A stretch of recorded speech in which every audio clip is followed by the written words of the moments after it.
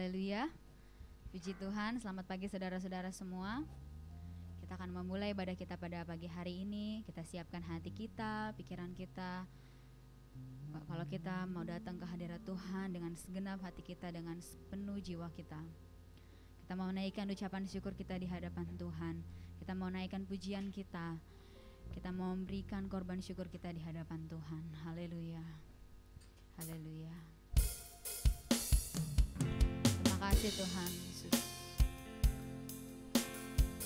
Terima kasih Tuhan untuk kebaikan Tuhan dalam hidup kami Tuhan. Terima kasih untuk keselamatan yang telah Tuhan beri kepada setiap jiwa kami Tuhan Yesus. Haleluya.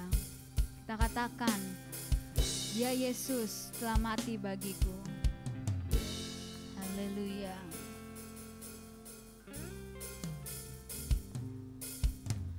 Dia Yesus telah mati bagiku.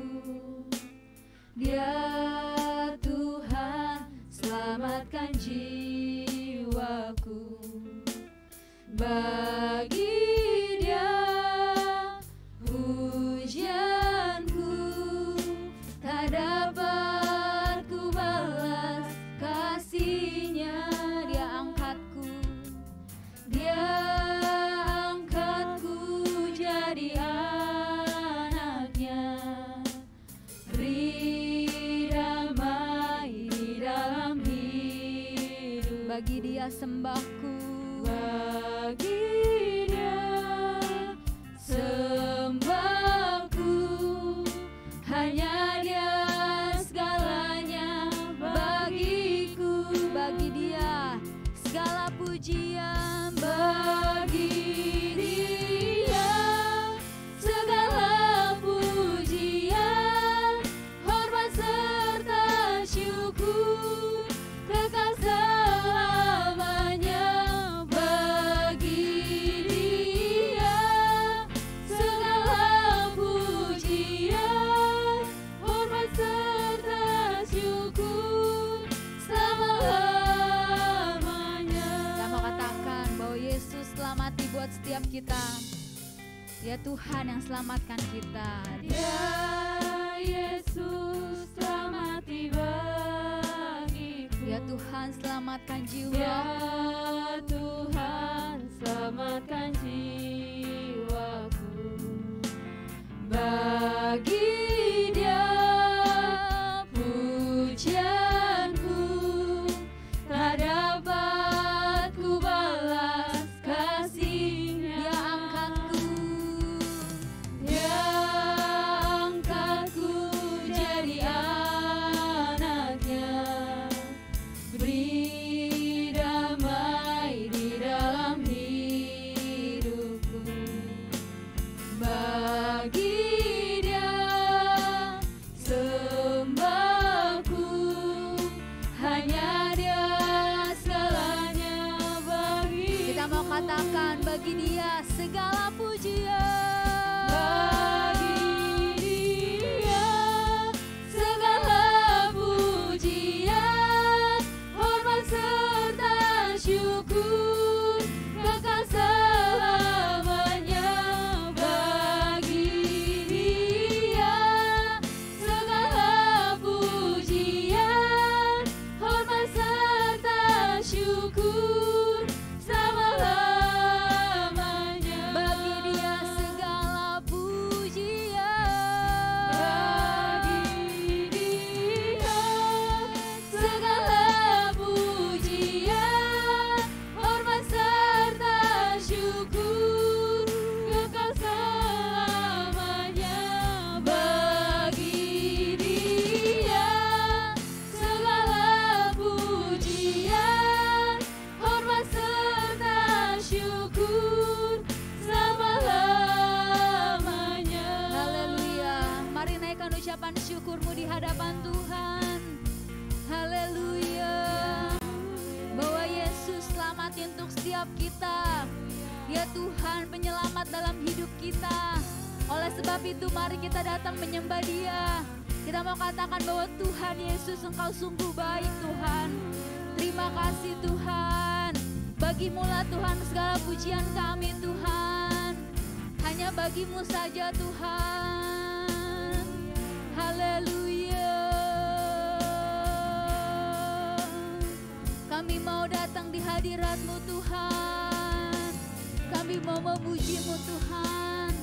Hormat dan kemuliaan hanya bagi nama-Mu saja Yesus. Haleluya. Terima kasih Tuhan untuk keselamatan yang Tuhan beri Tuhan. Terima kasih untuk pengorbanan-Mu dalam hidup kami Tuhan. Kami mau naikkan pujian kami di hadapan Tuhan kalau pada pagi hari ini Yesus. Haleluya. Glory. Haleluya Yesus. Haleluya. Haleluya Yesus. Kami mau menyembah-Mu Tuhan, kami mau memuji Tuhan. Haleluya. Haleluya Yesus.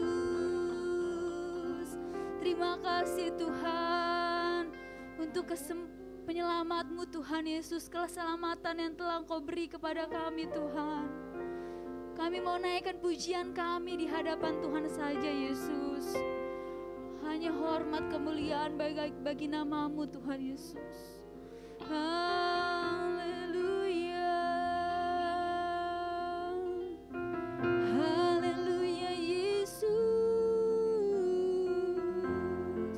Engkau sungguh baik, Engkau sangat baik Yesus.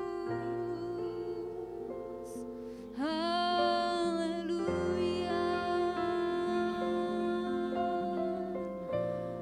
Bagi Dia segala pujian, hormat serta syukur kekal selamanya.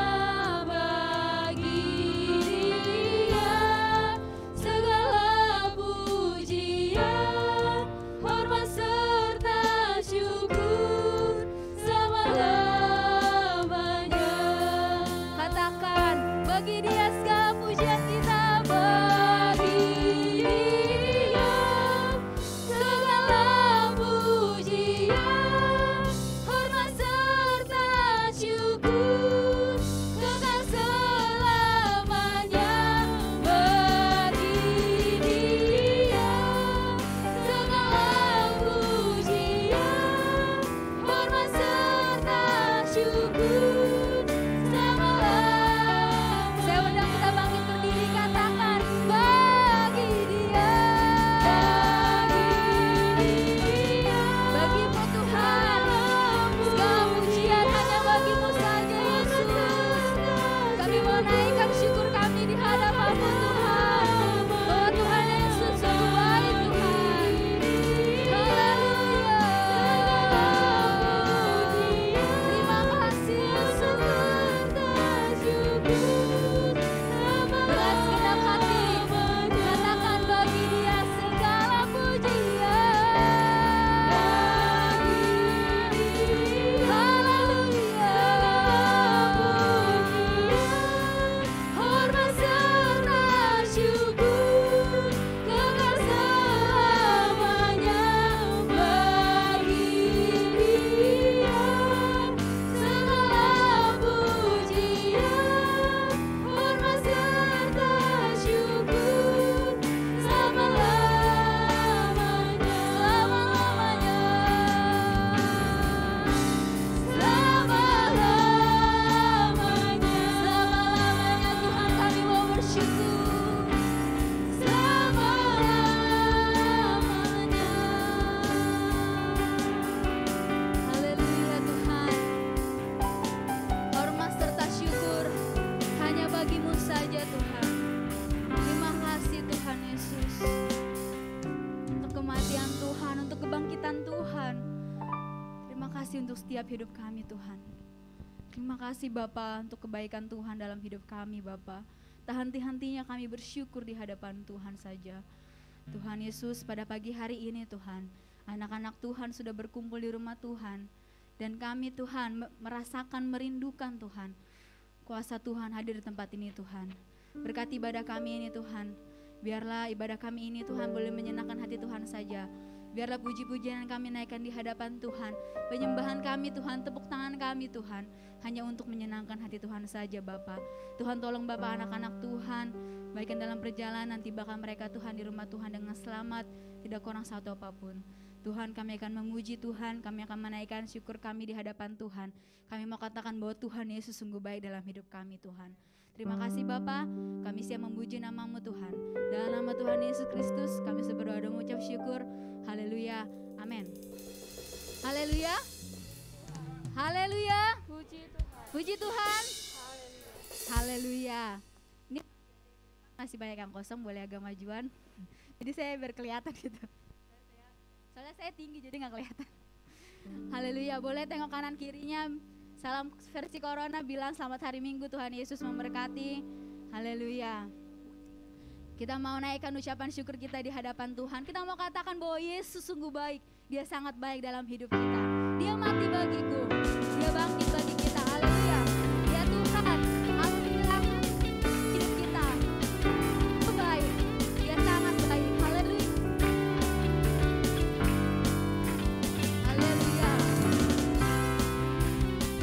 Kita mau bertepuk tangan di hadapan Tuhan. Kita mau naikkan ucapan syukur. Dia mati bagiku. Dia mati bagiku.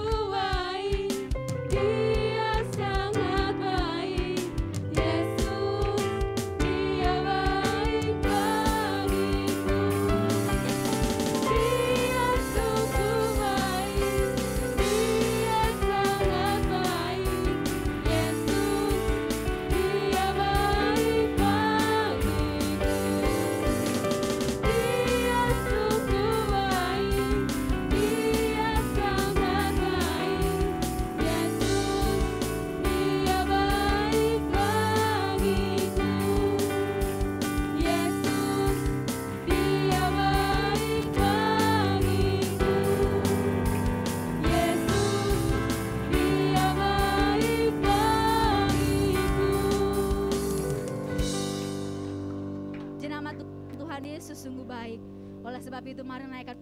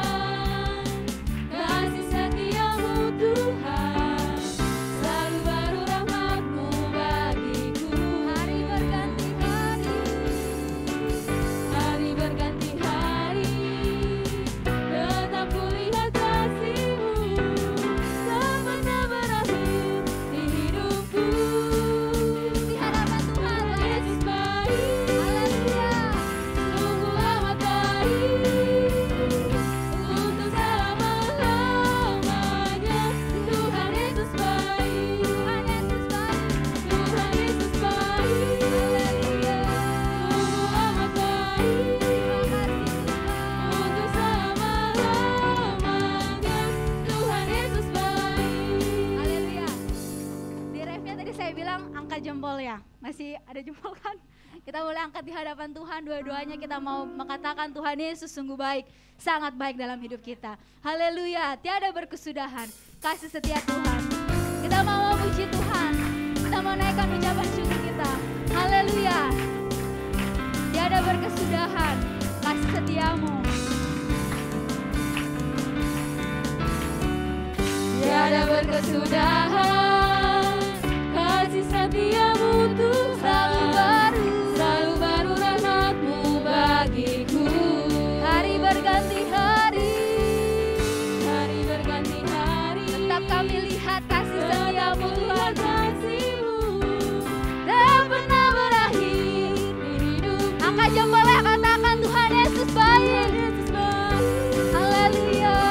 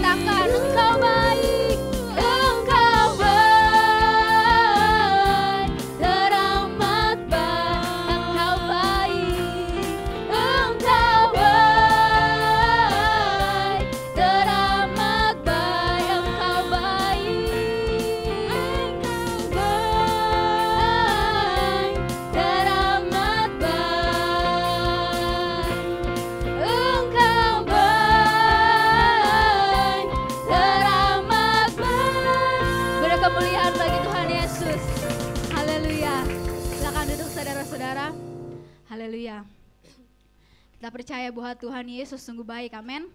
Apapun kondisi dalam hidup kita, Tuhan Yesus tetap baik dalam hidup kita, amin. Haleluya. Kita mau bersyukur di hadapan Tuhan, kita mau naikkan lagi di hadapan Tuhan, bahwa Tuhan Yesus sungguh baik dalam hidup kita. Haleluya. Kita siapkan hati kita untuk mendengarkan firman Tuhan. Biarlah firman Tuhan ini boleh mengingatkan kita, boleh memberikan kita kekuatan untuk menjalani setiap kehidupan kita pada hari berikutnya, bahkan sampai selama-lamanya, bahkan Tuhan Yesus sampai datang. Kita mau katakan bahwa Tuhan Yesus sungguh baik dalam hidup kita. Haleluya. Terima kasih Tuhan Yesus. Kami bangga Tuhan memiliki Engkau Tuhan. Tak pernah berakhir Tuhan, kasih setia Tuhan dalam hidup kami Tuhan. Tak pernah berakhir kebaikan Tuhan dalam hidup kami Yesus. Selalu nyata Bapa kebaikan Tuhan dalam hidup kami Tuhan. Biarlah Tuhan kami sebagai anak Tuhan tidak pernah berhenti berharap padamu Yesus, bahwa Engkaulah segalanya dalam hidup kami Yesus. Kita mau katakan, Bapakku yang baik, Engkau sangat Tuhan kami perlu Tuhan. Bapakku yang baik, Kau sangat ku cinta. Kau sangat ku cinta, lebih dari segalanya di dalam hidup kami. lebih dari segalanya di dalam hidupku. Bapakku yang baik, Engkau yang kami perlu Tuhan. Bapakku yang baik, Haleluya. Engkau yang ku perlu, Lebih dari segalanya kasih-Mu bagi kami. lebih dari segalanya kasih-Mu bagiku. Tak pernah berakhir kasih Tak setia-Mu. pernah berakhir kasih setiamu, selalu nyata dalam hidupku. Tak pernah berhenti berharap padamu, Yesusku, Kau segalanya. Dengan segenap hati katakan bahwa Engkau Bapa yang baik Tuhan. Kami sangat mencintai-Mu Yesus. Bapakku yang baik, Kau sangat ku cintai. Kau sangat ku cinta, Lebih dari segalanya. lebih dari segalanya Di dalam hidupku. di dalam hidupku. Bapakku yang baik. Bapakku yang baik, Kau Tuhan kami perlu. Engkau yang ku perlu, Lebih dari segalanya kasih-Mu dalam hidup kami. lebih dari Sungguh besar kasih-Mu bagi hidup kami. kasih-Mu bagiku. Tak pernah berakhir. Tak pernah berakhir kasih setiamu, selalu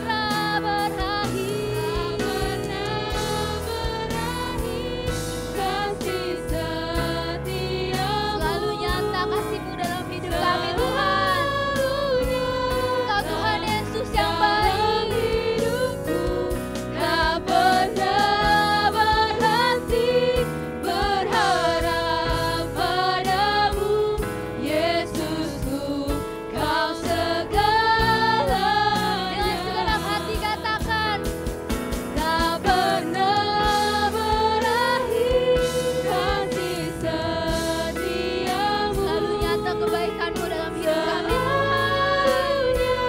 Tak pernah berakhir kebaikan-Mu dalam hidup kami Yesus. Ajari kami berharap kepadamu ya Tuhan Yesus. Engkau segalanya dalam hidup kami Tuhan. Tak pernah berakhir. Haleluya. Tak pernah berakhir kasih-Mu Tuhan. Selalu nyata dalam hidup kami Yesus. Tak pernah berhenti berharap padamu Yesusku, Kau segalanya. Haleluya. Tak pernah berhenti kasih setia-Mu Tuhan. Engkau sungguh Bapa yang baik. Engkau kami perlu dalam hidup kami Tuhan. Haleluya. Yesus. Engkau Bapa yang baik. Engkau kami yang kami perlu Tuhan. Kasih-Mu sungguh besar dalam hidup kami Tuhan. Ajari kami selalu hanya berharap pada Yesus saja Tuhan. Engkau segalanya dalam hidup kami Tuhan. Haleluya. Haleluya Yesus. Engkau segalanya bagi kami. Engkau sungguh baik. Kami mau katakan Tuhan Yesus sungguh baik. Apapun keadaan hidup kami Tuhan, Engkau sungguh baik Yesus. Engkau menyediakan segala yang kami perlukan. Engkau kami perlu dalam hidup kami Tuhan. Haleluya.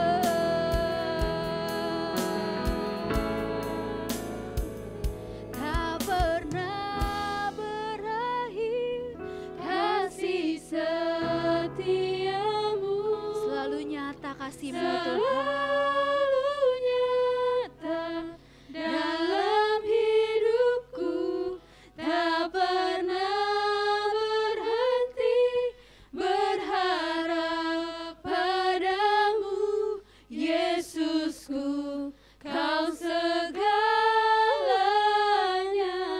Tak pernah berakhir. Tak pernah Dengan kasih Kristus, Saudari Esther berdoa untuk firman kasih Tuhan. setiamu selalu nyata dalam hidupku, tak pernah berhenti berharap padamu Yesusku, Kau segalanya.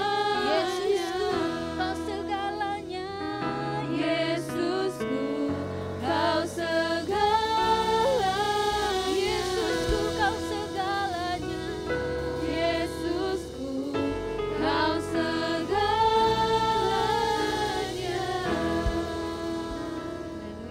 Haleluya, haleluya. Kami mengucap syukur Tuhan untuk segala kebaikan Tuhan, untuk kasih setia Tuhan di dalam kehidupan kami, untuk ada di setiap musim hidup kami Tuhan. Terima kasih Bapa yang baik untuk penyertaan Tuhan di dalam kehidupan kami.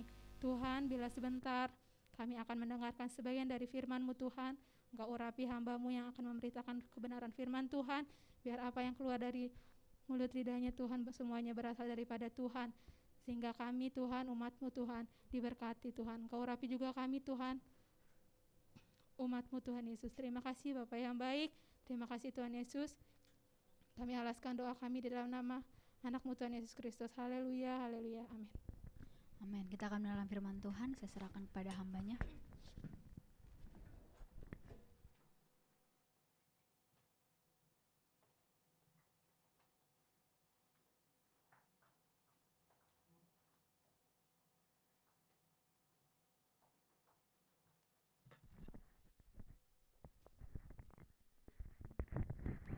Puji Tuhan, haleluya.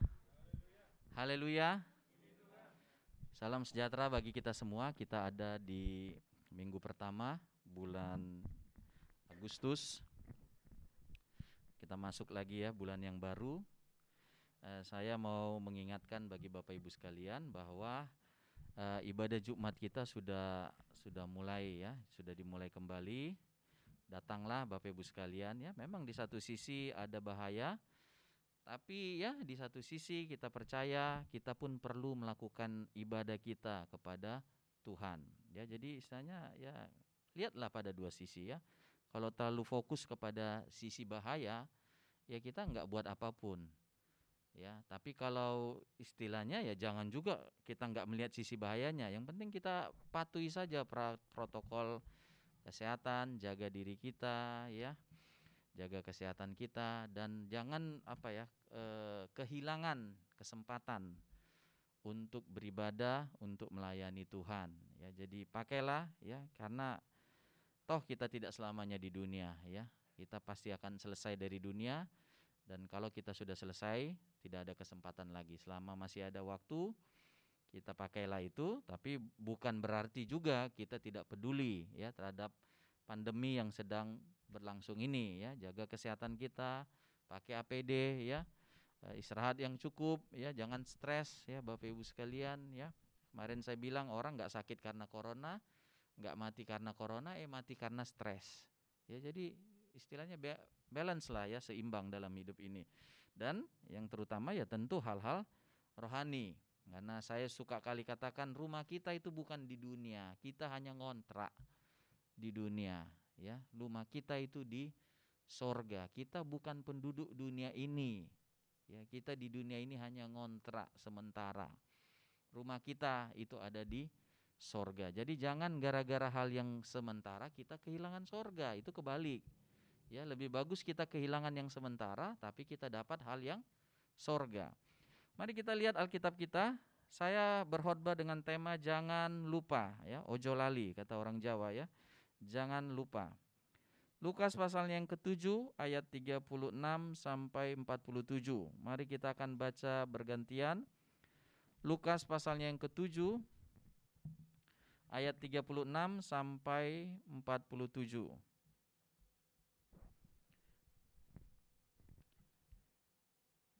Kita baca bergantian seperti tradisi kita, liturgi kita, tata ibadah kita. Mari kita bangkit berdiri. Ya, Lukas 7 ayat 36 sampai 47. Seorang Farisi mengundang Yesus untuk datang makan di rumahnya. Yesus datang ke rumah orang Farisi itu lalu duduk makan.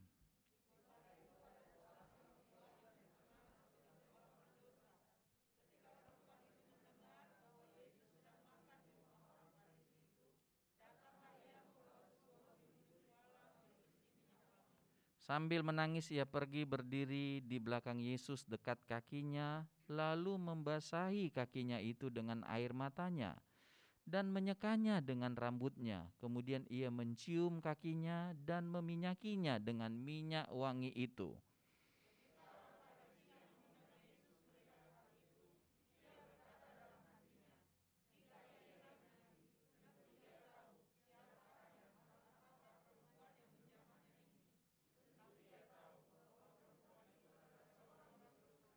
Lalu Yesus berkata kepadanya, Simon, ada yang hendak kukatakan kepadamu. Sahut Simon, katakanlah guru.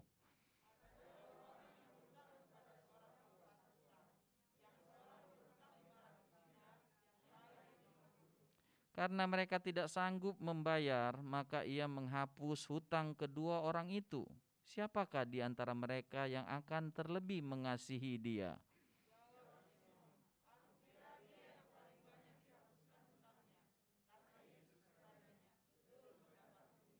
Dan sambil berpaling kepada perempuan itu, ia berkata kepada Simon, engkau lihat perempuan ini? Aku masuk ke rumahmu, namun engkau tidak memberikan aku air untuk membasuh kakiku. Tetapi dia membasahi kakiku dengan air mata dan menyekanya dengan rambutnya.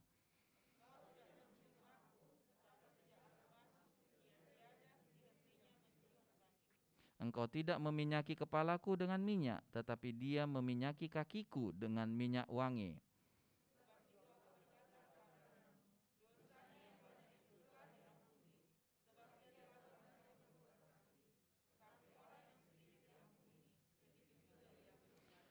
Puji Tuhan, terima kasih dan silakan duduk. Tentu Bapak Ibu sekalian ya, dimulai cerita ini dengan penyataan bahwa ada seorang mengundang Yesus untuk makan di rumahnya. Ya. Mengundang seorang pengkhotbah, seorang pendeta ya adalah sesuatu yang lazim dilakukan sebagai bentuk ya kebaikan ya, bentuk pahala yang mau dicari dikerjakan.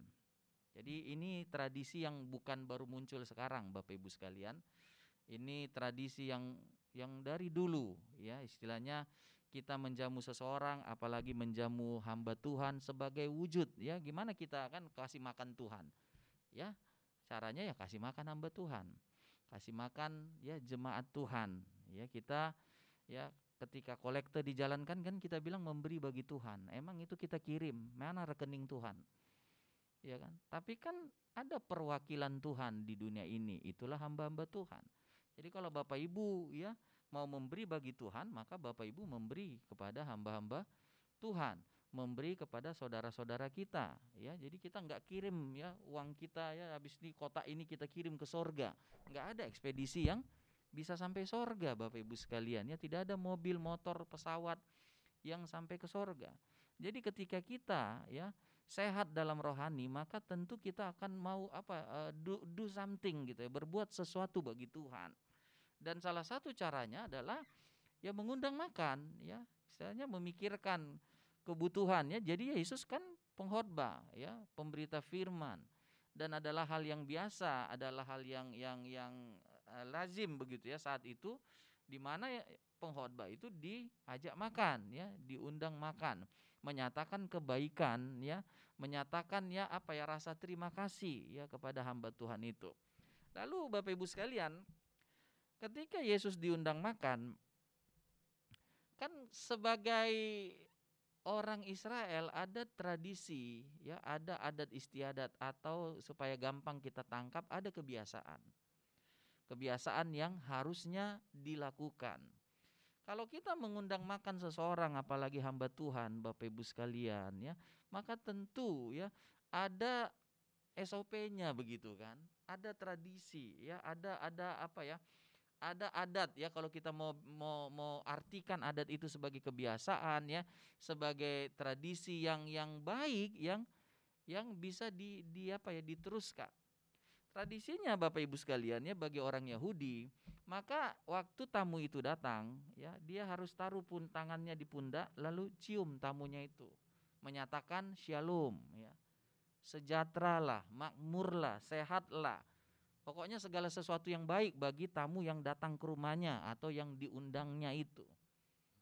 Yang kedua Bapak Ibu sekalian, tradisi ini saya bicara adat orang Yahudi, bukan adat orang Batak, bukan orang Jawa ya, bukan orang Timur ya. Ini adat orang Yahudi yang ya nggak perlu kita ikutin dalam arti adat itu ya, ritualnya gitu ya. Apa yang mereka lakukan, karena ya apalagi di corona ini nggak bisa dicium orang kan. Bagi kita ya itu nggak biasa ya mencium orang. Ya, tapi bagi orang Yahudi ya, makanya disebut ya itu mencium ya dengan menyatakan sejahtera. Yang kedua, tradisi orang Yahudi adalah membasuh kaki orang yang datang dengan air sejuk.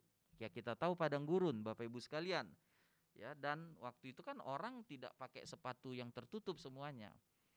Kalau dulu mungkin di zaman saya kuliah ya, itu terkenal sepatu sendal yang terbuka begitu ya. Jadi kalau kita jalan, kalau kita nggak pakai kaos kaki, ya pastilah kaki kita itu kotor, berdebu. Ya kalau kita pakai sepatu kan kayak lebih rapi kan, ketutup lagi sama kaos kaki ya, hampir ya tidak ada debu ya, cuma keringat aja. Tapi bagi orang Yahudi ya, berjalan dengan model sepatu sendal seperti itu, dan kita tahu ya daerah mereka daerah padang gurun, maka pastilah debu itu ya banyak di mereka. Makanya memang kan Bapak Ibu sekalian, di daerah seperti kita ini nggak cocok orang pakai karpet, karena kan debu.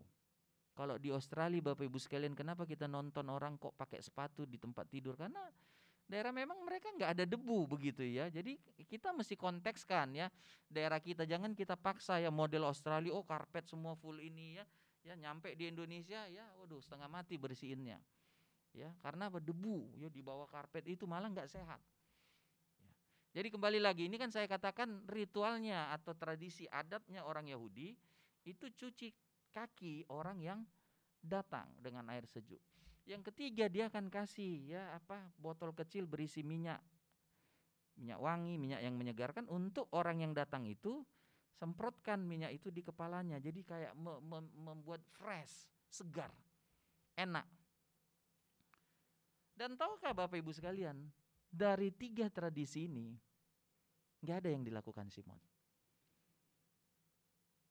Tetapi ini kan kayak gini Bapak Ibu sekalian, ini kan rumah Simon. Kita juga aneh juga ini Simon, dia ngundang makan, jadi orang kalau ngundang makan Bapak Ibu sekalian belum tentu dia hormat sama kita loh.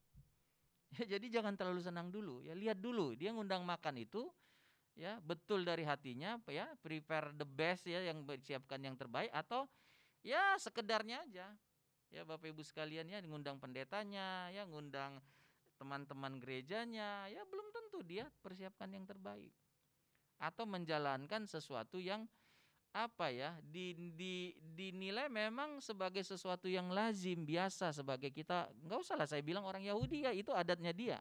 Nggak mungkin juga kita datang ke rumah seseorang kita minta kaki kita dibasuhi, yang benar aja, ya kan? Tapi ada hal-hal yang lazim di daerah kita, ya. Jadi Bapak Ibu sekalian kembali lagi, Simon dia mengundang, tapi dia nggak buat itu, kan sebenarnya panggungnya dia, rumahnya dia. Tapi ketika cerita ini kan harusnya dia kan pemeran utama. Tapi berganti. Kan harusnya host ya, tuan rumah yang memegang kendali di rumah kita kan harusnya kita. Ya, kalau orang Batak bilang suhutnya. Ya. Yang hostnya orang Inggris bilang ya, yang dia pemegang kendali acara itu. Ya, pemeran utama. Itu kemudian berubah. Ayat 37 merubah alur cerita ini. Kalau kita baca Alkitab kan kita mesti teliti ya. Dari rumah Simon ya kan, dari Simon ya, ayat 40 kan disebut namanya Simon. Ya, Simon bukan murid Yesus ya. Nama Simon itu nama pasaran ya, kayak nama David itu banyak nama kayak saya itu. Bapak Ibu sekalian ya, nama ya sekarang Iwan zaman saya SD itu banyak benar. Budi ya itu nama pasaran. Jadi Simon ini bukan Simon Petrus murid Yesus, ini Simon disebut orang Farisi. Ya. Jadi ayat 40 menyebutkan nama dia Simon. Ya.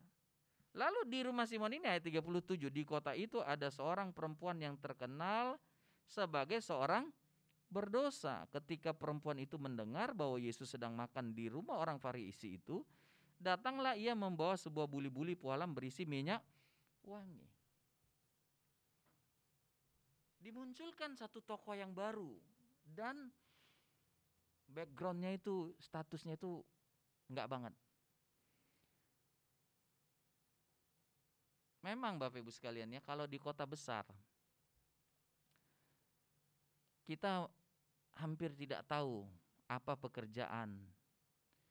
Ya mungkin kita hanya sebatas tahu wajah, nama pun kadang enggak tahu ya, tinggal panggil Pak, engkau, ya, Lae mungkin ya. Tapi di kampung Bapak Ibu sekalian, coba kita kontekskan cerita ini di kampung. Ya. Anaknya seperti apa aja tahu di kampung. Ya kan? Entah harum, entah bau, ya. Orang kampung Bapak Ibu sekalian kepo amat, ya kan? Karena apa ya? Hanya segelintir. Taruh berapa? 20 keluarga. Yang ngepoin 20 keluarga. Kalau kita kepo di Jakarta ini, waduh. Ya emang kita nggak punya kerjaan kepoin orang. Ya. Tapi kalau di kampung, ya di satu kota yang hanya 50 kakak, ya sangat cukup waktu. Dan di kota itu Bapak Ibu sekalian orang tahu itu perempuan nggak betul, terkenal berdosa. Tiba-tiba dia mencuri panggung istilahnya ya. Tiba-tiba dia datang ke rumah Simon. Simon yang nggak berbuat apapun, ya ngundang Yesus, tapi dia nggak basuh kaki Yesus, ya, nggak cium Yesus, nggak kasih minyak ya untuk menyegarkan Yesus, kagak ada buat apapun. Lalu ya Bapak Ibu sekalian datang seorang yang kalau kita lihat profilnya, kalau kita lihat statusnya, Kalau kita lihat ya dari apa yang di luar, maka kita kayak nggak ada harapan nih orang akan buat sesuatu bagi Tuhan. Kalau seorang yang Farisi itu kan beragama, Bapak Ibu sekalian. Farisi itu puasa 2 kali seminggu. Farisi itu memberi dari seluruh persepuluhannya, penghasilannya. Farisi, kalau kita lihat deskripsi Farisi, googling aja Bapak Ibu sekalian. Orang yang bisa masuk kelompok Farisi itu bukan jemaat biasa. Kadang-kadang kan ada gereja ya, kalau jadi sintua bangganya luar biasa. Karena apa? Harus kita akui, nggak gampang, nggak semua harus memenuhi kriteria, tidak jemaat pada umumnya yang bisa masuk jadi, taruhlah kita bilang sintua kah, penatua lah, whatever lah ya, istilah-istilah jabatan di gereja. Dia punya kualifikasi yang harus dipenuhi. Itu Farisi berat banget Bapak Ibu sekalian. Belum dia harus hafal Alkitab ya. Belum dia ya harus itu tadi saya katakan ya, dalam segala sisi ya dia ada sesuatu yang harus dia penuhi. Jadi kalau seorang Farisi aja ya nggak berbuat apapun bagi Tuhan, muncul profilnya aja kita udah nggak yakin. Nggak terkenal. Kadang-kadang kita kan bukan beli produk, beli merek. Kita harus akui ya, kalau mereknya nggak terkenal, aduh, kita agak ini ya. Ada orang ya minum harus Aqua zaman dulu. Kalau merek yang dia nggak tahu, nggak dia minum. Karena apa ya? Dia bukan beli air, dia beli merek Aqua. Ya, kalau nggak Aqua dia nggak minum, dan itu ya sah-sah saja. Itu hak masing-masing kita, ya itu pilihan kita. Tapi kalau kita lihat dari tadi yang saya katakan, kalau merek Farisi saja sudah tidak menjamin, muncul ini merek yang perempuan berdosa. Tapi ternyata cerita Yesus, banyak kali kan Tuhan Yesus itu ceritanya ngelawan arus Bapak Ibu sekalian. Harusnya kan cerita yang normal.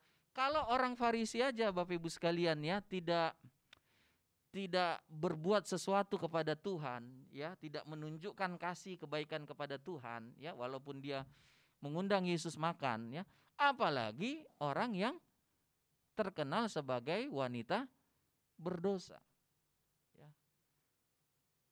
Gampang ngomong Bapak Ibu sekalian ya, supaya kita nggak bingung apa sih orang ini ya terkenal sebagai orang berdosa, ya. Saya tadi katakan di kota itu kan, kalau di Jakarta kita kan nggak tahu apa kerjaan orang ya, sehingga tadi saya katakan suka kali salah ya, orang baik nggak diangkat ya, pencuri, koruptor diangkat jadi ketua arisan. Karena apa ya? Banyak duitnya ya. Kalau dia orang benar Bapak Ibu sekalian tapi nggak punya duit ya susah ya, nggak usah kita angkat itu katanya. Kalau orang punya duit nggak tahu, nggak diselidiki dulu dari mana duitnya, yang penting dia nyumbang, udah kita angkat aja. Ya cilokonya kalau gereja juga melakukan hal yang seperti itu. Ya nggak tahu itu orang dari mana duitnya ya, diangkat aja jadi pengurus gereja. Tapi tadi saya katakan kalau di kota kecil Bapak Ibu sekalian ya, nggak ada yang bisa disembunyikan. Ya, orang korupsi ya, kalau di kita kan tadi saya katakan kita nggak bisa tahu ini orang kaya ya hasil usahanya atau hasil mencuri. Tapi kalau di komunitas yang kecil, kan tadi saya mau kata, ini perempuan tahu kerjaannya, wanita berdosa. Wanita tunasusila Bapak Ibu sekalian, dikenal sebagai berdosa. Tapi itu dulu. Dan ketika dia datang, tadi ayat 37, dia mencuri panggung itu, saya bilang istilahnya. Harusnya itu haknya Simon, tapi Simon, ya kita bisa bilang kalau bahasa kaya bodoh. Simon tidak mengambil ya kan kesempatan untuk menunjukkan kebaikan kepada Tuhan Yesus. Justru Simon menyia-nyiakannya. Tapi perempuan ini dikatakan ya, kalau kita baca, dia datang ya, lalu dia bawa itu buli-buli pualam berisi minyak wangi. Memang dia datang kepada Yesus untuk menyatakan perbuatan kasih.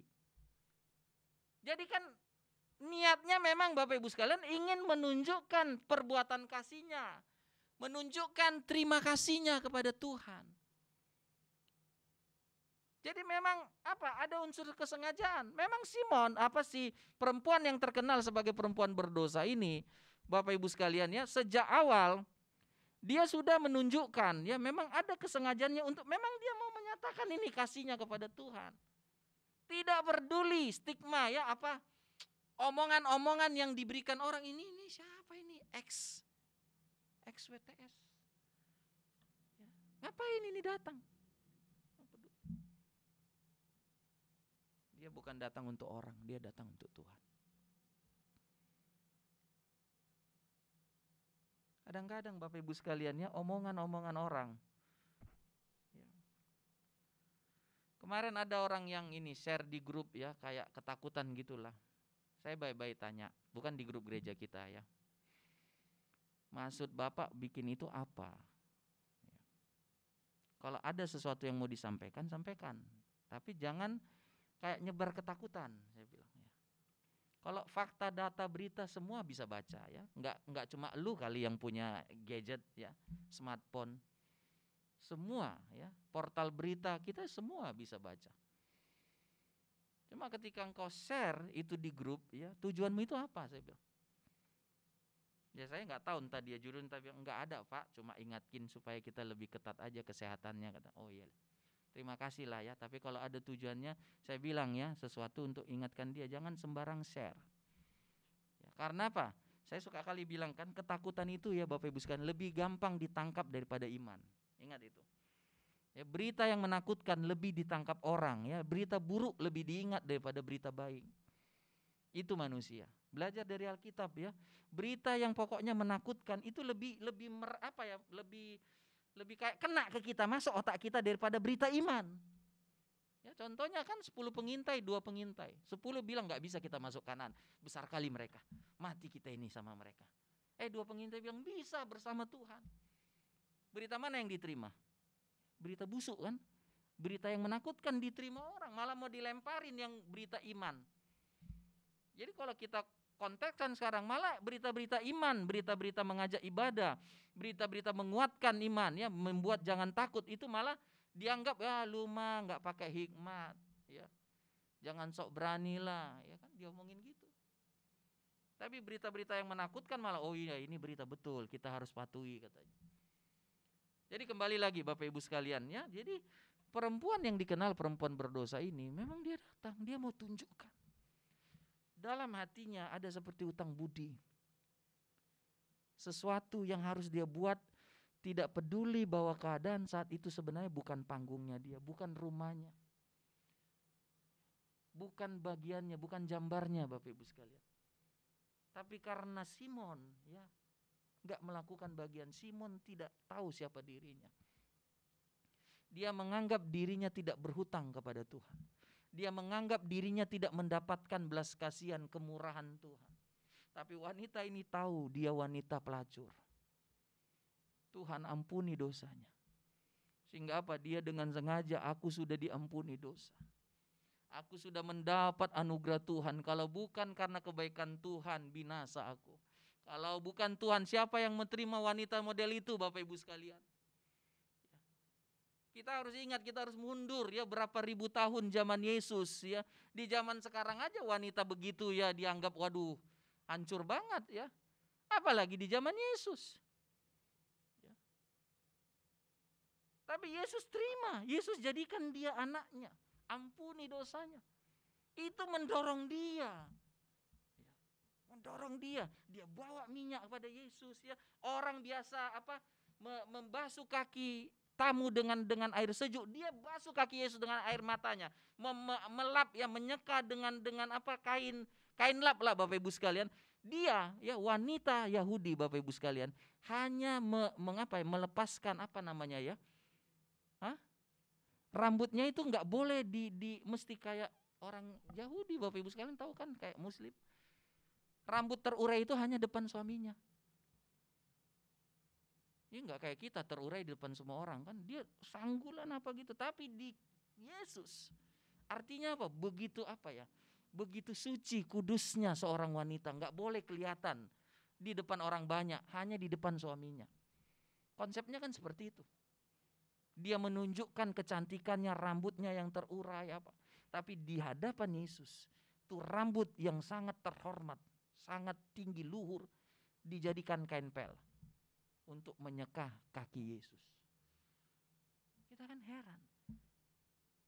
Tadi saya katakan Bapak Ibu sekalian, kalau cuma ini resiko kan, waduh, kehormatannya dia taruh di kaki Yesus. Apa ini kehormatan? Kadang-kadang kan ada orang nggak jadi melayani, kenapa?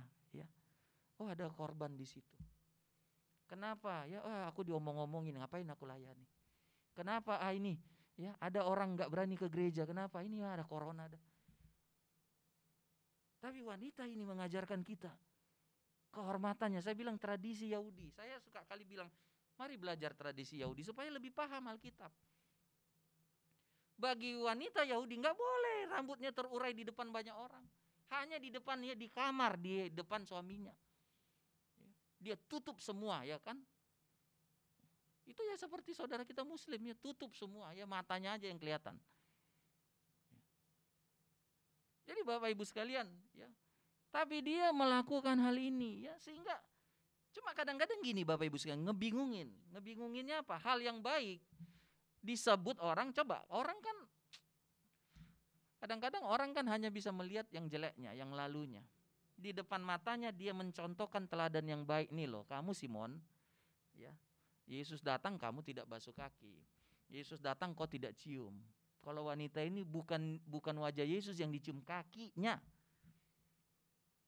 Sekarang pun saya rasa kalau kita cium kaki kayak rendah banget kita ya. Kan ada pepatah, sorga di bawah kaki, tapak kaki ibu, kata, menunjukkan luhur bangetnya seorang ibu itu. Tapi kalau kita cium kaki orang, ya, kaki mertua kita, hula-hula kita pun kayaknya enggak deh. Ya, walaupun ya katanya somba marhula-hula kan hormat, ya. Tapi masa dicium kakinya ya, bekas sawah lagi. Cium dulu kakiku ini katanya. Yang benar aja lah mertua kita bilang. Ya. Kalau kakimu dari karpet ke karpet, mall ke mall, hotel ke hotel masih mending. Ya, kaki dari sawah ke sawah, ya kaki hitam di ujungnya lagi, aduh. Ya. Bayangin dia mencium kaki Yesus. Saya enggak bilang kaki Yesus hitam, bukan. Maksudnya betapa rendah hatinya dia, merendahkan dirinya serendah-rendahnya. Lalu ini dia. Ayat 39. Ketika orang Farisi yang mengundang Yesus melihat hal itu, ia berkata dalam hatinya, jika ia ini nabi, tentu ia tahu siapakah dan orang apakah perempuan yang menjamahnya ini. Tentu ia tahu bahwa perempuan itu adalah seorang berdosa. Kadang-kadang memang makanya Alkitab bilang rubah mindsetmu. Nih.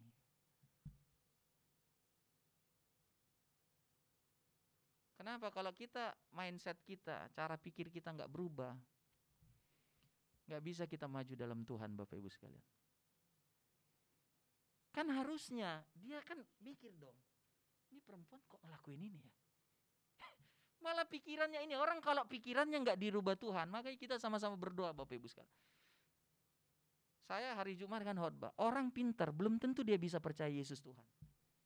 Saya nggak ngomong soal IQ, enggak. Saya nggak ngomong ini jenius, enggak. Saya ngomong berubah pikiran oleh Tuhan. Kalau pikiran saya dan Bapak Ibu nggak diubah oleh Tuhan, kita susah ngerti dewasa dalam Tuhan. Karena apa? Mindset kita mindset dunia. Ini Simon, mindsetnya dia kan gini. Kalau dia nabi, masa dia nggak tahu siapa perempuan itu dan mengizinkan perempuan itu melakukan hal itu kepadanya? Mindset dunia. Mindset Tuhan, ya, ini orang ya melakukan itu karena dia melakukan perbuatan kasih kepada Tuhan. Mindset dunia, ini orang berdosa, kan stigma itu terus melekat. Orang berdosa yang dilihat cuma orang berdosa. Dia sudah berubah, ya sudah melebihi kerohanian si Simon. Si Simon tetap menganggap itu orang wanita yang nggak benar. Orang udah mau nyampe sorga, dia udah mau di neraka, tetap yang di neraka itu bilang ini orang nggak benar. Seolah-olah dia panitia masuk sorga.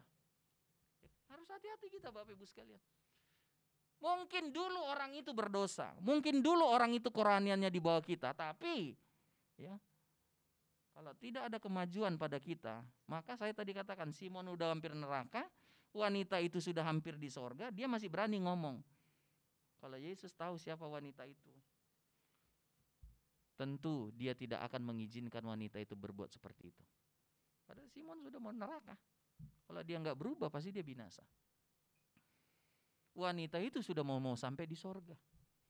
Berani diomongin seperti itu. Kenapa? Mindset, pikiran, cara pandang, paradigma, prinsip, apapun itu ya kita menyebutnya, harus dirubah. Dirubah sesuai firman. Kalau kita mindset dunia, Bapak Ibu sekalian, mindset kebanyakan orang, kan Alkitab bilang, berubahlah oleh pembaruan budimu. Mind, kata bahasa Inggris kan. Karena kalau kita nggak berubah, kita ya seperti dunia. Dunia takut, ya kita takut juga. Dunia khawatir, kita khawatir juga. Dunia gila duit, ya kita gila duit juga. Kenapa? Emang apa bedanya saya dengan dunia? Sama. Yang bedain ini mindset, Bapak Ibu sekalian. Kita mikirnya sorga. Orang yang nggak berubah mikir di dunia. Dia kumpulin, dia sibuk terus dengan dunia. Kita mikirin sorga. Sorga. Amin, Bapak Ibu sekalian. Ya. Tapi kalau pikiran kita nggak berubah, ya podo ae. Sami mawon kita sama dunia. Tapi kalau kita berubah, ya, maka orang bingung gitu. Kau keadaan gini kok nggak khawatir ya? Mati pun aku masuk surga, apa yang ku khawatirin? Orang mati masuk neraka baru stres. Bukan sekali lagi, bukan kita nantangin sakit ini bunuh gue, bunuh enggak. Kenapa mindsetnya? Apa rupanya kita takutin hidup ini? Ya kita nyanyi ya, apa? Sehelai di rambutku tak akan terjatuh. Enak kali kan nyanyinya sambil nangis. Ya, tapi jangan ditipu sama tangis. Saya suka kali ya, saya tidak menilai jemaat ya dari air mata, dari bahasa rohnya ya. Bukan cuma itu tanda pertobatannya, attitude-nya, tingkah lakunya, sikapnya itu lebih lagi, buahnya. Ya, nggak usah nilai orang, kalau dia penyembahan gini-gini. Itu hanya ya penilaian kayak kita menilai kuliah dulu itu cuma 20% lah, 10%. Ya itu kayak kehadiran aja. Makanya kita ketahui dulu kita kalau penilaian kata dosen 50% kehadiran, udah tepuk tangan kita. Berarti asal hadir aja udah lulus. Ngerti kagak ngerti kan kadang ada dosen model gitu. Kehadiran 50%, ya. Tugas 20% katanya. Apa itu ujian ya baru 30%. Ya kita udah ketak-ketak aja lah. Udah pasti C. Ya lulus, hadir aja badannya. Walaupun kagak ngerti apa sih yang diomongin dosen itu. Jadi sekali lagi kerohanian itu enggak dinilai Bapak Ibu bahasa roh yang enggak. Ya Tuhan enggak kayak dosen yang saya tadi bilang kehadiran 50%. Jadi kembali lagi kita Bapak Ibu sekalian. Lalu pertanyaannya, Yesus mengatakan ya, kenapa mereka berdua ini berbeda? Kenapa pertanyaan kita, kenapa ada orang yang sangat giat melayani Tuhan, sangat giat beribadah. Sibuk pun dia diusahakannya ibadah. Ada orang yang kayak enggak niat ibadah, enggak nafsu. Berat baginya ibadah. Enggak selera aku katanya, kayak orang tua bapak saya dulu ya, suka bilang enggak selera aku makan. Dalam hatiku makan kok selera, makan kan kebutuhan, nggak makan ya mati. Kayak nggak selera ibadah, nggak menganggap dia rugi kalau nggak ibadah. Kayak nggak selera beribadah, nggak selera melayani Tuhan, nggak selera memberi. Kenapa? Nggak selera membuat sesuatu ya untuk Tuhan. Tapi ada orang yang kita lihat, tiap hari sampai diomongin ya, kau pendeta kagak tapi di gereja terus. Banyak kali yang kau kasih itu sama Tuhan, kasih aja lah semua. Terus kok berdoa. Kan kita bertanya mungkin kan. Ada orang yang gak buat apapun bagi Tuhan. Malah kerjanya ngakimi. Ya sok suci. Ya itu kan dulu orang berdosa. Tapi ada orang yang kita lihat Bapak Ibu sekalian. Melayani terus melayani. Ibadah 1 datang, ibadah 2 lagi dia. Ibadah Jumat dia hadir di situ. Padahal dia pendeta kagak. Ya, pelayan perjamuan kagak, pelayan musik kagak. Kok di situ terus dia? Lalu Yesus mengatakan, Bapak Ibu sekalian, ayat yang ke-40 saya mulai baca. Lalu Yesus berkata kepadanya, Simon, ada yang hendak kukatakan kepadamu. Sahut Simon, katakanlah guru. 41. Ada 2 orang yang berhutang kepada seorang pelepas uang. Yang seorang berhutang 500 dinar, yang lain 50. Karena mereka tidak sanggup membayar, maka ia menghapuskan hutang kedua orang itu. Siapakah di antara mereka yang akan terlebih mengasihi dia Jawab Simon, aku kira dia yang paling banyak dihapuskan hutangnya. Kata Yesus kepadanya, betul pendapatmu itu. Dan sambil berpaling kepada perempuan itu, ia berkata kepada Simon, engkau lihat perempuan ini? Aku masuk ke rumahmu, namun engkau tidak memberikan aku air untuk membasuh kakiku. Tetapi dia membasahi kakiku dengan air mata dan menyekanya dengan rambutnya. Engkau tidak mencium aku, tetapi sejak aku masuk, ia tiada henti-hentinya mencium kakiku. Engkau tidak meminyaki kepalaku dengan minyak, tetapi dia meminyaki kakiku dengan minyak wangi. Sebab itu aku berkata kepadamu, dosanya yang banyak itu telah diampuni, sebab ia telah banyak berbuat kasih. Tetapi orang yang sedikit diampuni, sedikit juga ia berbuat kasih. Kenapa wanita itu luar biasa yang dia lakukan pada Tuhan? Bahkan melebihi standarnya. Kan standarnya di sekala kaki Yesus itu dengan kain lap kan. Kok ini disekanya sama rambut yang terhormat, termulia, paling berharga bagi seorang wanita Yahudi. Kan yang dicium itu wajahnya, ini kok kaki yang dicium. Minyak yang mahal yang dikasih. Yesus bilang itu sama seperti dua orang berhutang. Bapak Ibu coba perhatikan perumpamaan itu ya. Persamaan itu. Yang satu berhutang berapa? Halo? 500 dinar. 1 dinar itu kan upah sehari. Iya banyak juga 500 dinar ya. Gaji sehari kan 365 hari ya. Setahun ya. Itu gaji setahun lebih kan, 500. Ya gajian banyak ya. Hampir cepet tiaw lah ya, 100 juta. Yang satu berapa? 50 dinar. Dari antara dua orang ini, siapa yang berutang 500 dinar? Ini kan umpama dua, kan cuma dua, Simon dan wanita X ya, nggak benar itu. Yang paling banyak berutang siapa? Wanita yang bekas wanita nggak benar. Simon utangnya berapa menurut cerita Yesus ini? Hanya 50 dinar. Ada orang Bapak Ibu sekalian merasa bahwa dia nggak berutang ke Tuhan, hanya 50 dinar.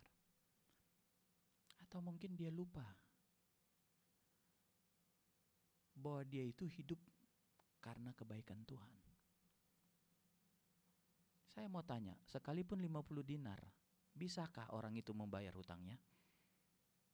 Halo Bapak Ibu sekalian, 50 dinar, bisakah dia bayar hutangnya itu? Sama sebenarnya dua-duanya. Cuma satu tak tahu diri, satu tahu diri. Mungkin engkau anggap engkau orang baik Bapak Ibu sekalian. Aku orang baik, anak pendeta. Ya, bapakku yang merintis gereja. Mungkin dunia kita ya nggak kayak ya dunia hitam gitu ya. Nggak kita ya berurusan sama hukum, polisi apa semua, narkoba segala dosa ya kita lakukan. Lalu kita sadar, oh iya aku orang berdoa. Kalau kita lihat kadang orang kalau bertobat sungguh-sungguh, waduh maju banget dia dalam Tuhan. Tapi saya mau mengingatkan kita ya, Bapak Ibu sekalian, mengingatkan diri saya. Ya, mungkin kita nggak dosa hitam. Kadang-kadang ada pertanyaan dari anak-anak gereja. Ya, kadang-kadang saya juga dulu bertanya, opung saya pendeta, bapak saya udah kayak pendeta. Ya, berdoa bahasa roh. Di rumah saya diajari doa 3 kali sehari, udah kalah pendeta saya bilang. Saya kalau nggak ke gereja Bapak Ibu sekalian ya udah pasti dipukulin sama nggak dikasih uang. Ya, mungkin kita belum tentu mendidik kayak bapak saya soal bertuhan. Ya, sangat keras. Saya kalau berdoa ngantuk dipukul Bapak Ibu sekalian. Saya kalau ingat itu kadang mau sakit hati. Wajar anak SD ngantuk saya pikir. Tapi kalau sekarang saya ingat saya pasti berterima kasih sama bapak saya. Terima kasih Pak saya bilang. Kalau enggak saya nggak tahu jadi apa ini. Kadang-kadang kita merasa hutang kita cuma dikit. Ya paling ya bandel-bandel dikit ngerokok doang Pak. Nggak ada ganja, perempuan nggak ada Bapak Ibu sekalian. Ya laki-laki berantem wajar, ngerokok belajar ngerokok baja. Kadang-kadang kita merasa enggak. Kita nggak tahu arti pengampunan itu Bapak Ibu sekalian. Kadang saya ditanya sama anak remaja, anak-anak majelis gereja Ketapang sekarang, ya apa kok? Nggak ada saya ya kan. Dari SMP saya sudah baik melayani. Jadi seperti nggak ngerti artinya kebaikan Tuhan, kasih Tuhan itu. Tapi kalau kita lihat apa yang Yesus katakan, kita nggak bisa Bapak Ibu sekalian. Siapapun kita, mau anak pendeta sekalipun ya, kita nggak tahu namanya jahat ya. Dunia bebas itu kita nggak tahu. Ya. Tapi kita tetap orang berhutang, kita harus sadar itu. Amin. Kita orang berdosa. Siapa yang nggak berdosa? Semua kita butuh pengampunan itu. Sekalipun utang kita cuma 50 dinar. Kalau kita sadar, kita nggak bisa bayar juga. Nggak ada orang sekecil apapun dosanya yang bisa menghapuskan dosanya sendiri Bapak Ibu sekalian. Tetap saja Yesus harus mati. Ataupun nggak ada, oh Yesus mati karena dosa siapa ini sudah terlalu besar. Atau Yesus tidak perlu mati karena dosa ini kecil cuma 50 dinar. Cuma ngerokok-ngerokok doang, bohong kiri kanan. Kadang-kadang kesadaran itulah yang penting. Ini Simon gak sadar. Dia merasa dirinya, ya aku orang kudus kan. Banyak kali orang menganggap bahwa dirinya itu bisa karena dirinya. Padahal di mata Tuhan kita semua orang yang berhutang. Dan tidak satu pun yang sanggup bayar hutangnya. Silakan kita bertanya, siapa orang yang bisa menghapuskan dosanya? Kalau kita bertanya pertanyaan pertama, siapa orang gak berdosa? Semua kita mengakui, gak ada orang yang gak berdosa. Semua berdosa. Tapi pertanyaan kedua Bapak Ibu sekalian, ya kan? Apakah karena dosa kita sedikit, lalu kita bisa masuk sorga dengan kebaikan kita? Kagak Bapak Ibu. Kalau Yesus tidak mati untuk kita, semua kita akan ke neraka. Bapak Ibu tahu orang yang perfeksionis? Dulu ya, di Ketapang ada namanya, saya selalu ingat Tante Anneke Sudarmawan. Pernah ke gereja kita. Saya minta ajarin apa? Nyanyi. Saya anggap diri saya sudah benar nyanyi, tetap aja dipukulnya saya. Apalagi Bapak Ibu yang fales lah. Ya. Saya anggap saya main musik sudah bagus, tetap aja lu main musik enggak ini. Standarnya tinggi amat. Sama dia aja saya enggak lulus Bapak Ibu sekalian. Lu David nyanyi ini, saya anggap diri saya bisa aku nyanyi. Salah lagi sama dia.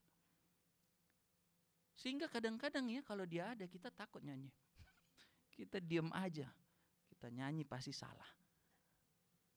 Apalagi yang betul-betul gak bisa nyanyi. Matilah Bapak Ibu sekalian ya kan. Tahukah kita Tuhan lebih tinggi standarnya. Kita lakukan dosa kecil. Menurut kita kecil. Hukum Taurat bilang apa? Satu kau berdosa, semua kau berdosa terhadap hukum Tuhan yang lain. Jadi sami mawon, semua kita orang berhutang. Kitanya aja yang merasa hutang lu lebih banyak, hutang gue dikit. Simon merasa, perpuluhan ku bayar semua. Selasi kalau kita baca kan, yang serebon aja dihitung. Oh serebon berarti perpuluhannya 100. Oh sangat disiplin. Dihitung Bapak Ibu sekalian. Sehingga dia merasa bahwa dirinya ya bukan mendapat kebaikan Tuhan, Tuhan yang saya baikin. Kalau enggak saya baik sama Tuhan ya Tuhan tidak dimuliakan. Kebalik. Jadi saya kembali ke tema saya. Maukah kita ingat bahwa kita semua orang berhutang dan tidak mampu bayar hutang kita. Orang yang berdosa kita semua dan tidak mampu melepaskan hukuman akibat dosa kita itu kalau bukan Tuhan yang melepaskan kita. Haleluya. Kalau bukan Yesus yang mati bagi kita. Tadi saya katakan walaupun dosa kita menurut kita kecil, tapi kalau Yesus tidak mati bagi kita, maka kita semua akan binasa. Yohanes 3:16 kan dengan tersirat menyatakan, karena begitu besar kasih Allah akan dunia ini sehingga dikaruniakannya anaknya yang tunggal, supaya setiap orang yang percaya tidak binasa melainkan beroleh hidup yang kekal. Artinya kalau tidak diberikan anaknya, maka walaupun hutangnya menurutnya hanya 50 dinar, dia pun akan binasa. Berarti saya mau mengakhiri dengan, saya tidak katakan ingat-ingat dosa kita masa lalu, bukan. Saya mau mengajak kita, ingatlah kasih Tuhan. Ingatlah bahwa Dia sudah ampuni dosa kita. Ingatlah bahwa kalau bukan karena kasih karunia Tuhan, kita nggak layak, kita tidak akan selamat. Kalau kita ingat itu bahwa kita orang yang berhutang, yang nggak mampu bayar hutang, kan itu judulnya, nggak mampu bayar hutang. Jangan ingat sedikitnya hutang. Ini umpama Bapak Ibu sekalian ya, ini sekarang ya, misalnya harga-harga turun, tapi kita kagak punya duit. Ya ngapain? Murah tapi nggak ada duit kita beli. Tapi sebaliknya Bapak Ibu sekalian, kan tadi saya katakan ya, waktu ruko kita 120 juta, saya ingat greget saya, Avanza saja 100 juta. Ruko dijual 100 juta. Sampai saya bilang belilah tolong ya. Karena menurut saya walaupun saya nggak ngerti properti, masa ruko 2 lantai di jalan besar begini 100 juta, Avanza 100 juta. Kalau saya orang bodoh ya belilah ruko, ngapain beli Avanza? Ya 5 tahun 10 tahun pasti jadi besi rongsok. Ya. Tapi ruko makin tahun makin tinggi. Tapi apa daya, kita tidak bisa beli. Begitu harganya 400 juta, kita bisa beli. Pilih mana Bapak Ibu sekalian? Harga 100 juta tapi kita nggak mau bisa beli, atau harga kayak ini 1M 850 tapi kita bisa beli cash lagi. Pilih mana? Sama orang berutang. Oh dikit pun ya, tapi tetap aja nggak bisa bayar. Itu yang mesti kita. Jadi siapapun kita, tadi saya katakan, mungkin kita anak pendeta, cucu pendeta, Pantekosta dari dulu, atau mungkin kita orang berdosa ya, bejat. Sama kita di mata Tuhan, sama-sama nggak bisa bayar utang. Hanya sekarang pengertian kita, apakah kita ingat betapa besar kasih Tuhan itu kepada kita? Apakah kita ingat bahwa kita selamat bukan karena perbuatan kita, tapi karena pemberian Tuhan. Karena Yesus mau mati bagi kita. Dan kalau kita ingat, kita akan seperti wanita itu. Apa yang kita bisa buat? Kita gak akan kayak Simon ini kurang asam. Apa yang bisa kubuat? Ini minyak kubawa untuk Tuhan, ini air mata. Apa yang bisa kubuat? Kita gak akan pusing sama corona ini. Apa yang bisa kubuat untuk Tuhan? Aku harus datang ke rumahnya, ibadah. Apa yang aku bisa berikan? Kalau kita sadar, ya aku orang berutang, gak bisa bayar utang. Dihapuskan utangku sama Tuhan. Aku yang harusnya masuk neraka kok sekarang jadi masuk sorga. Mungkin banyak orang Bapak Ibu sekalian yang akan mendebat kita, karena menganggap kita tidak layak untuk sorga. Tapi Tuhan akan katakan, aku sudah mati bagi dia. Haleluya, aku sudah mati bagi dia. Ya, iblis akan mendebat, enggak layak itu orang, Tuhan dosanya banyak banget. Tapi Yesus akan bilang, aku sudah mati bagi dia. Bisakah kita lupa begitu besar kebaikan Tuhan bagi kita? Dan kalau Tuhan sudah begitu baik bagi kita, kan saya mau akhiri dengan ini ya Bapak Ibu sekalian ya, ayat yang ke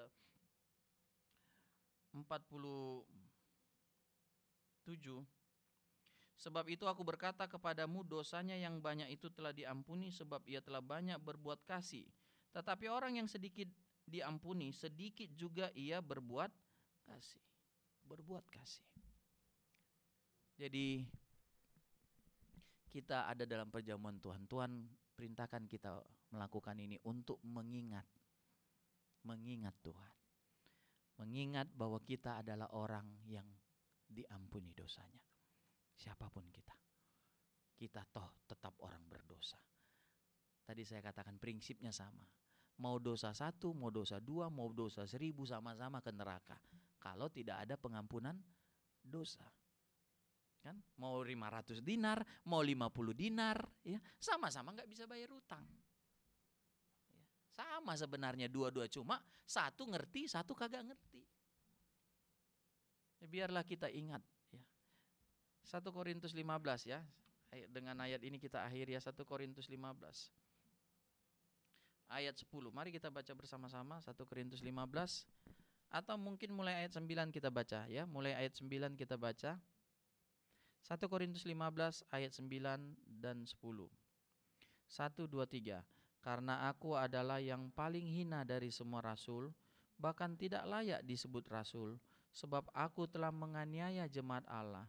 Tetapi karena kasih karunia Allah, aku adalah sebagaimana aku ada sekarang, dan kasih karunia yang dianugerahkannya kepadaku tidak sia-sia.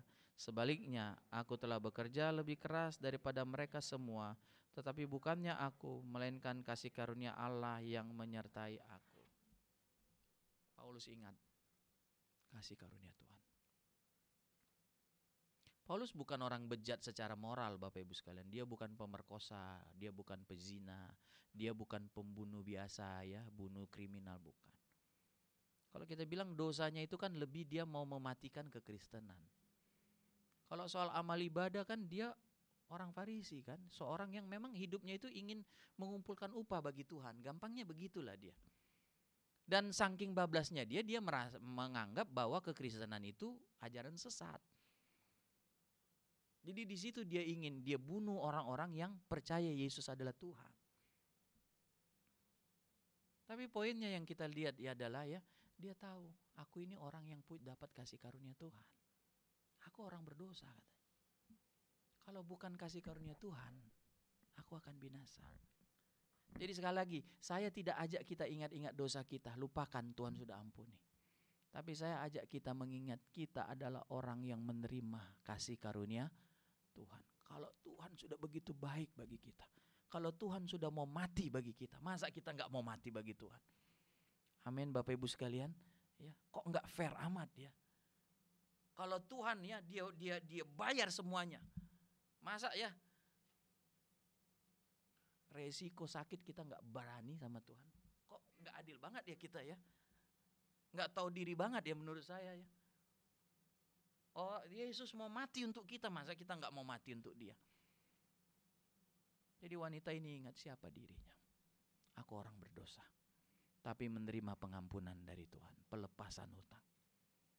Kalau begitu mari kita berlomba-lomba berbuat kasih kepada Tuhan. Haleluya. Jangan lupa bahwa kita orang yang tidak bisa bayar hutang. Hutang itu identik dengan dosa kalau bahasa Alkitab. Kita orang yang tidak bisa mengampuni dosa kita sendiri. Tapi Yesus datang, mati di kayu salib. Dan dengan itu Dia memberikan pengampunan dosa bagi kita semua. Dan sebagai orang yang sudah mendapat kasih, ayat ini bilang, maka banyaklah berbuat kasih. Haleluya. Beribadalah. Ya, layani Tuhan. Apa yang bisa kau lakukan Bapak Ibu Saudara-saudari? Ya jangan diam diri, jangan pangku tangan. Enggak buat apapun, layani. Ada jadwal ibadah datang. Ya, ada pelayanan, ya, ada butuh pengorbanan, korban. Ya jangan pelit. Ya. Kenapa Tuhan sudah banyak berbuat bagi kita? Buatlah bagi Tuhan. Ya. Sehingga Tuhan akan katakan ini orang yang tahu diri. Ya, mungkin kalau bahasa Tuhan ya waktu itu ya Simon, kau juga orang berutang. Ya. Tapi kau gak sadar bahwa kau tidak mampu bayar utangmu. Kau anggap utangmu dikit. Kau anggap ya bahwa kau tidak perlu kasih karunia Tuhan. Padahal kau gak bisa kalau gak karena kasih karunia Tuhan. Tapi wanita itu, ya, memang menurutmu dia wanita paling berdosa.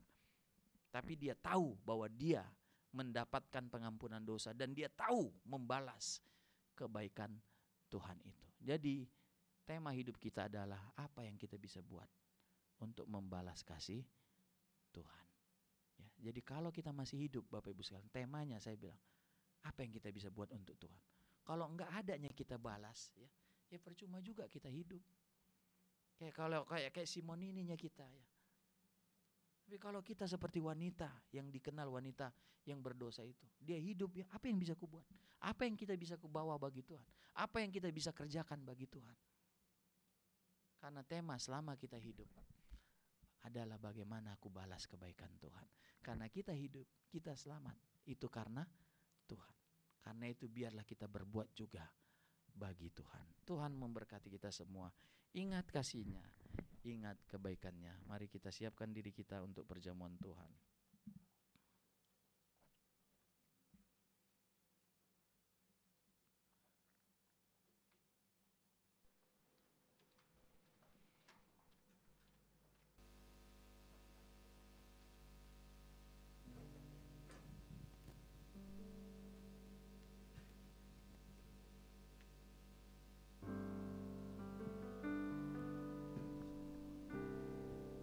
kasih.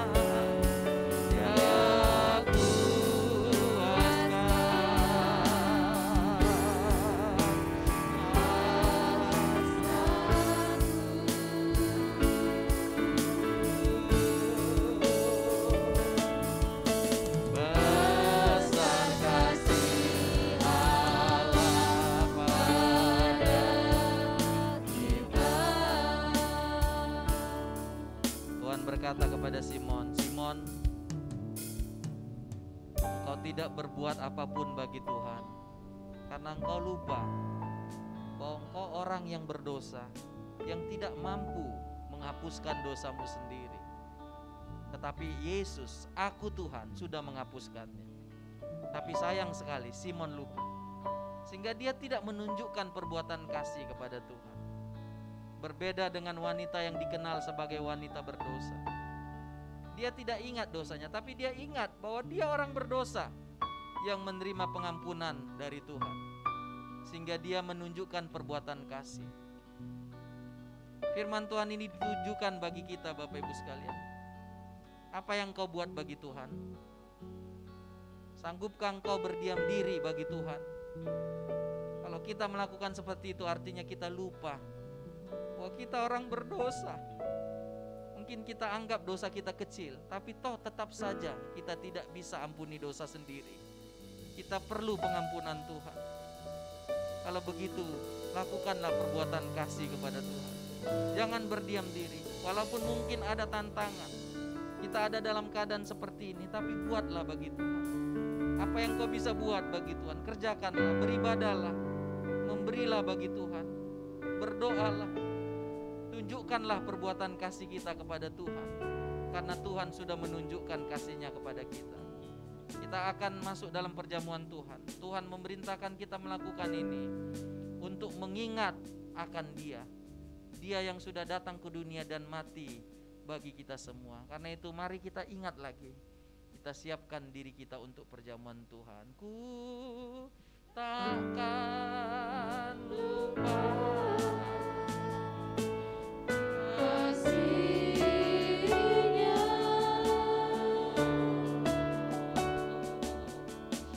ku takkan lupa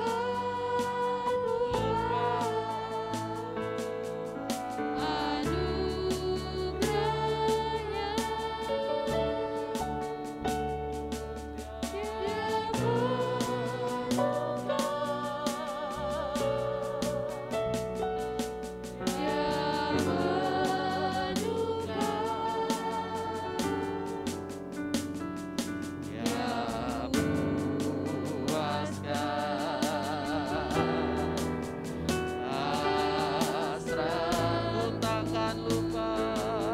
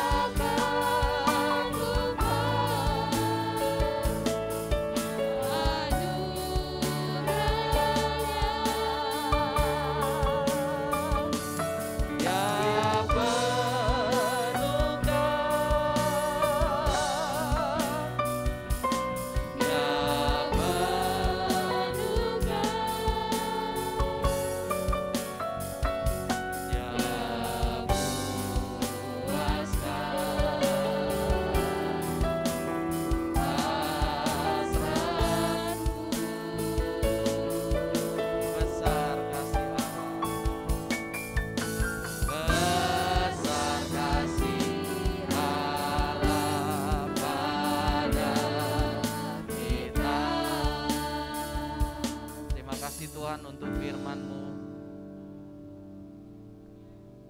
Kami tidak akan lupa bahwa kami adalah orang yang berhutang, berdosa. Sedikit banyak, tapi tetap kami tidak bisa menghapuskan dosa kami sendiri.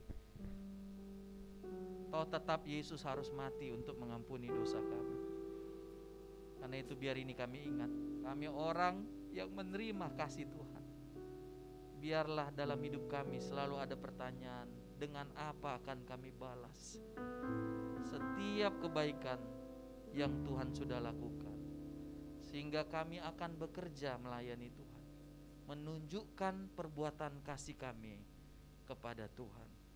Kami Tuhan berdiri di meja perjamuan-Mu yang kudus. Ada roti yang adalah tubuh Yesus yang dipecah-pecahkan. Ada anggur yang adalah darah Yesus yang ditumpahkan. Tuhan, kuduskanlah kami.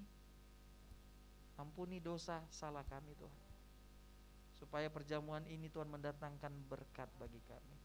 Dan kami mengakui bahwa roti ini adalah tubuh Yesus yang dipecah-pecahkan, anggur ini adalah darah Yesus yang ditumpahkan untuk pengampunan dosa kami. Kuduskan kami pelayan-pelayan-Mu Tuhan, supaya kami menjadi saluran berkat bagi jemaat-Mu. Dan berkatilah roti dan anggur ini. Jika kami makan minum, kami menerima berkat Tuhan. Kami akan memulai melakukan perjamuan Tuhan di dalam nama Tuhan kami Yesus Kristus. Haleluya, amin. Puji Tuhan. Silakan duduk Bapak Ibu sekalian. Tunggu sampai kita semua dilayani pada satu bukit jauh dari sini.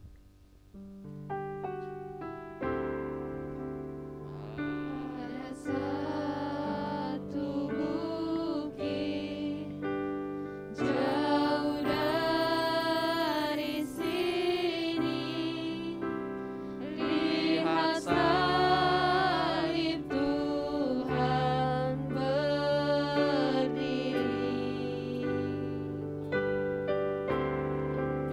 Sepotong kayu kasar, harta dosa besar, di sana Tuhan ku terwakili.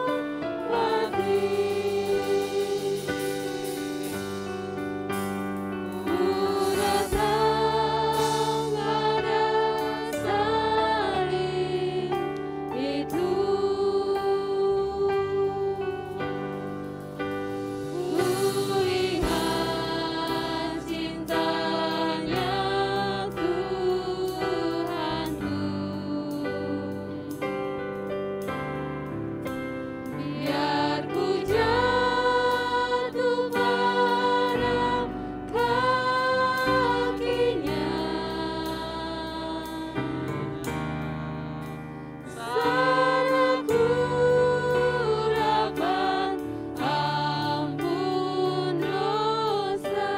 Ku datang pada salib itu. Ku datang pada salib itu,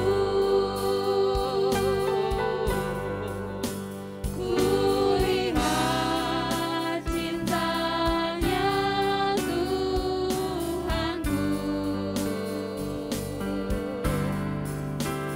Biar ku jatuh pada kakinya, Mari kita bangkit berdiri. sana ku dapat ampun dosa. Ku datang pada salib itu, ku lihat cintanya Tuhanku. Biar ku jatuh pada kakinya, sana ku dapat ampun dosa. Jatuh pada kakinya. Biar ku jatuh pada kakinya, sana ku dapat ampun dosa. Angkat roti dengan tangan kananmu. Inilah tubuh Yesus yang dipecah-pecahkan bagi kita semua. Sebab apa yang telah kuteruskan kepadamu telah aku terima dari Tuhan, yaitu bahwa Tuhan Yesus pada malam waktu ia diserahkan mengambil roti, dan sesudah itu ia mengucap syukur atasnya, ia memecah-mecahkannya dan berkata, inilah tubuhku yang diserahkan bagi kamu, perbuatlah ini menjadi peringatan akan aku. Dengan mengucap syukur dan untuk mengingat akan Tuhan, mari kita makan roti yang adalah tubuh Yesus yang dipecah-pecahkan bagi kita semua. Kita makan di dalam nama Tuhan Yesus Kristus. Haleluya.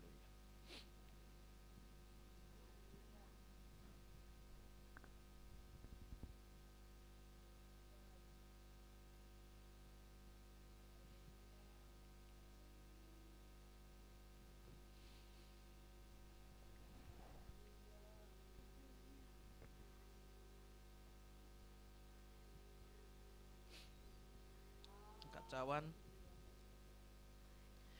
Demikian juga ia mengambil cawan sesudah makan lalu berkata, cawan ini adalah perjanjian baru yang dimeteraikan oleh darahku. Perbuatlah ini setiap kali kamu meminumnya menjadi peringatan akan aku. Sebab setiap kali kamu makan roti ini dan minum cawan ini, kamu memberitakan kematian Tuhan sampai ia datang. Dengan mengucap syukur dan untuk memperingati akan Kristus bagi kita, mari minumlah anggur yang adalah darah Yesus yang tertumpah untuk pengampunan dosa kita. Minum di dalam nama Tuhan Yesus Kristus. Haleluya.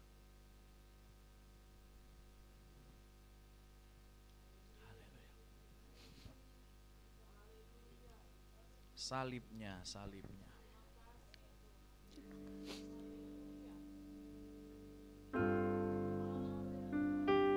Salibnya,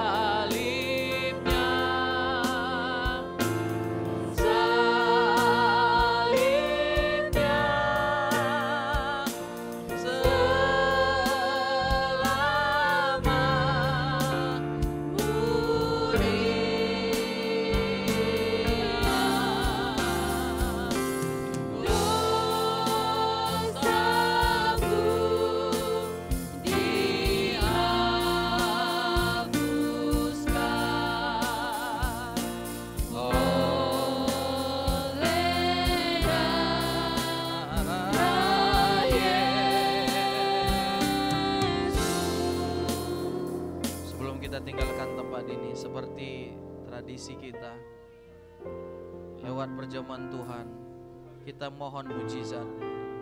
Kalau ada di antara kita sedang takut, mintalah keberanian dari Tuhan. Ingatlah akan kebaikan Tuhan. Kalau dosa kita saja diampuni, maka penyakit kita pun akan disembuhkan. Masalah kita pasti akan diatasi. Mari sama-sama kita berdoa. Bagi yang perlu didoakan, angkat tanganmu dan saya akan berdoa. Salibnya,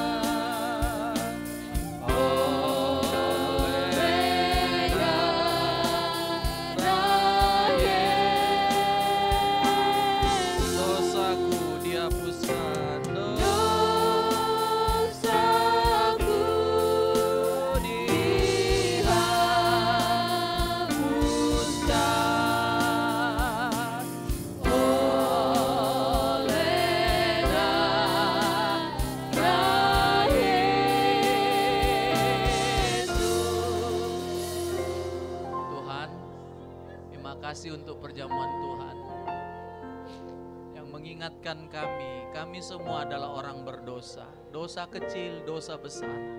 Tapi tetap sama, tidak sanggup menghapuskan dosa kami masing-masing. Kami perlu darah Yesus yang tertumpah. Kami perlu tubuh Yesus yang dipecah-pecahkan di salib untuk pengampunan dosa kami. Karena dosa kamilah Tuhan, apakah menurut kami besar atau kecil, Engkau disalib Tuhan. Tidak ada kami yang bisa masuk sorga tanpa penebusan yang dilakukan Yesus, tanpa pengorbanan Yesus. Semua kami selamat hanya karena pengampunan yang dilakukan Yesus. Karena itu kami ingat Tuhan, dan kami ingin membalas, menyatakan perbuatan kasih. Apa yang kami bisa buat? Kalau kami masih diizinkan beribadah, kami mau beribadah. Kalau kami dipercaya melayani, kami mau melayani Tuhan dengan sebaik mungkin. Kalau kami bisa memberi, kami mau memberi bagi Tuhan. Karena Tuhan sudah begitu baik bagi kami semua. Kami tidak akan lupa kebaikan, kemurahan yang Tuhan nyatakan. Sekarang Tuhan, Kau melihat tangan-tangan yang terangkat. Engkau tahu alasan. Engkau tahu Tuhan Yesus, apa yang kami minta dengan kami mengangkat tangan. Dan sekarang kami menyerahkan kepada Engkau, Gembala Agung kami Tuhan, pemilik hidup kami, pemilik jemaat ini.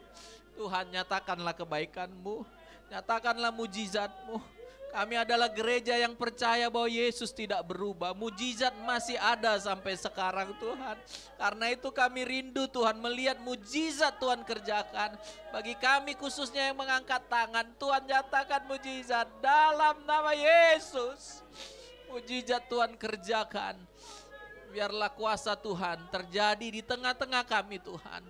Lawatan Tuhan, kebangunan rohani itu terjadi di tengah-tengah kami jemaat-Mu yang ada di tempat ini. Terima kasih untuk ibadah yang diberkati ini. Sebentar kami pulang Tuhan, kami percaya kami bawa berkat Tuhan. Sertailah kami 1 minggu ke depan dalam pelayanan, aktivitas, pekerjaan, usaha umat-Mu Tuhan. Anak-anak kami dalam pendidikan mereka, anak-anak muda-Mu dalam pendidikan pergaulan mereka, Tuhan berkati. Tuhan tolong mereka semua. Kami percaya karena Tuhan kami bisa lewati 1 minggu ke depan. Bahkan 1 minggu ini akan menjadi minggu yang diberkati. Minggu di mana kami melihat campur tangan Tuhan di dalam kehidupan kami Tuhan. Terima kasih, dan akhirnya Bapak Ibu Saudara-saudari, dengan imanmu tadakan tanganmu. Terimalah berkat Tuhan. Tuhan memberkati dan melindungi engkau. Tuhan menyinari engkau dengan wajahnya dan memberikan kepadamu kasih karunia. Tuhan menghadapkan wajahnya kepadamu dan memberikan engkau damai sejahtera dan berkat-berkat yang berasal daripada Allah Bapa, cinta kasih daripada Allah Anak, persekutuan yang daripada Allah Roh Kudus kiranya datang dan menyertai kita mulai sekarang bahkan sampai selama-lamanya. Berkat-berkat ini kita terima di dalam nama Tuhan Yesus Kristus, dan semua kita yang percaya sama-sama kita berkata amin. Tuhan berkati kita. Mari kita memberi bagi Tuhan dan menaruh cawan perjamuan ke depan. Kiranya Engkau memberkati.